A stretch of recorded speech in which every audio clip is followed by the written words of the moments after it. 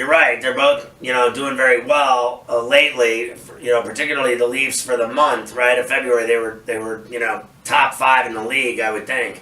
So, look, I mean, like Philadelphia's in that mix, Pittsburgh's in that mix, Tampa, obviously, but Minnesota was playing, lights out in February, particularly at home. But Toronto, fantastic. Now, it was a tough loss for them last night down in Sunrise. Big overtime win for the Panthers in that game against the Leafs, but they've had a great month. There's no doubt about it. And, the thing is, I would have to say the Raptors, based on, past performance, if that's indicative of what, you would do to choose who's better, who has a better shot, because, I mean, they, I believe, have a shot at going to the Eastern Final for sure. It's either, Cleveland, Toronto, or Boston is going to come out of that thing. You would think without a doubt, right? So, obviously, it's one of those three. And then, Toronto never gets it done in the Stanley Cup playoffs. That's just all there is to it. It's been since 1967. It's embarrassing to say.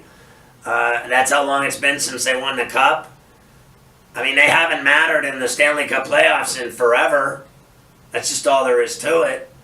And they have shown no signs of that changing. I won't deny this is a good hockey team. I won't deny I love Austin Matthews, that they're, Babcock, everybody. They've done a great job building the franchise back up and getting it on its feet. And they mean business. They're tough. I won't deny it. And I am impressed by them, to say the least. But if I'm going to be honest, and I don't disparage what they've accomplished. I mean, they're chasing, Tampa in the Atlantic. They're right on their heels, 5 points behind them. But, I mean, they have been great at home, great on the road. If you ask me, they're 5 games over 500 on the road. They've been hot lately.